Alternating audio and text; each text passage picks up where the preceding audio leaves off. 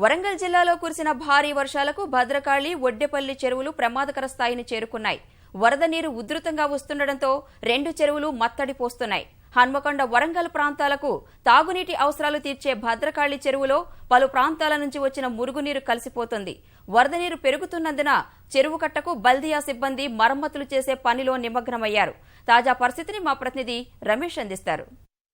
గంటల విరామం అనంతరం మరోసారి వర్షం విజృంభిస్తున్న పరిస్థితి కనిపిస్తోంది.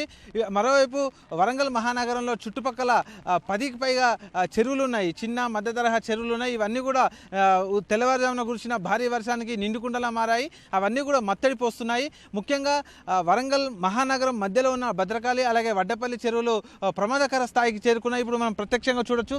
ప్రస్తుతం మనం భద్రకాళి చెరువు కట్ట మీద ఉన్నాం. ఇక్కడ ఈ కట్ట మీద చూసుకుంటే కనుక ఇటు మొత్తంగా భద్రకాళి చెరువు మొత్తం నీటి స్థాయి మట్టం మొత్తంగా పెరిగిపోయింది. మరోవైపు అటువైపుగా మత్తడి పోస్తున్న పరిస్థితిని మనం ప్రత్యక్షంగా చూడొచ్చు.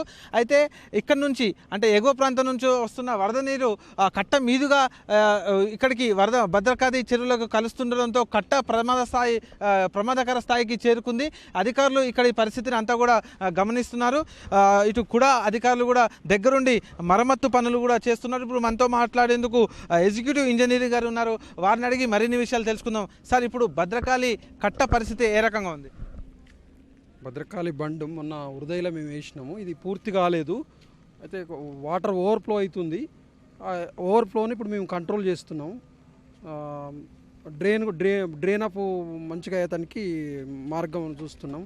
ప్రొక్లేన్ కూడా నడుస్తుంది. అయితే ఈ మురికి నీరు అంతా కూడా ఈ మంచినీటి చెరువులో కలుస్తుంది కదా, దీనివల్ల ఏమన్నా ఇబ్బందికర పరిస్థితులు ఏమైనా ఉన్నాయా? ఓన్లీ రెయిన్ వాటరే వస్తుంది కొంత, అది కూడా కంట్రోల్ చేస్తున్నాం. Thank you. ఇది మొత్తంగా అధికారులు చెప్తున్న విశేషాలు. దగ్గరుండి బల్దియా అధికారులు కట్ట మరమ్మతు పనులు శరవేగంగా చేస్తున్నారు. అయితే ఇదంతా కూడా ఒక గంట సేపట్లో దీని అంతా కూడా నియంత్రణలోకి తీసుకొస్తామని అధికారులు చెప్తున్నారు. మీరు చెప్పండి, మొత్తంగా స్థానికంగా ఉంటున్నారు కదా, ఇక్కడ ఎట్లా ఉందని? మొత్తం మురికి నీళ్ళన్నీ ట్యాంక్ బండ్ లోపలికి వచ్చేస్తున్నాయి. ఫస్ట్ ముందే కట్టబోసేది ఉంటే బాగుండు. హైట్ తక్కువ అయిపోయింది, సో వాటర్ మొత్తం దాంట్లోకి వస్తున్నాయి. మీరు చెప్పండి, ఎట్లా ఉందండి ఇక్కడ భద్రకాళి చెరువు పరిస్థితి ఎట్లా ఉంది? 2-3-4 చోట్ల ఇప్పటికే ఓవర్ఫ్లో అవుతున్నది. ఇటు పైనుంచి జూలైవాడ, అటు జూ పార్క్ నుంచి చాలా అంటే హై ఫ్లో ఉన్నది. ఇంకా కనుక పడే ఉంటే కంప్లీట్ కట్ట తెగిపోయే ప్రమాదం ఉంది. ఆల్రెడీ తెగింది, కట్ట అయింది 4-5 చోట్ల. కంప్లీట్ అంటే ఇక గండివాడ అటు ఇటు పోయే ప్రమాదం ఉంది. మరోవైపు ఈ కాలనీలలో మహిళలు కూడా కట్ట మీదకి వచ్చి ఆ పరిస్థితిని చూస్తున్నారు. చాలామంది కూడా ఆందోళన వ్యక్తం చేస్తున్నారు.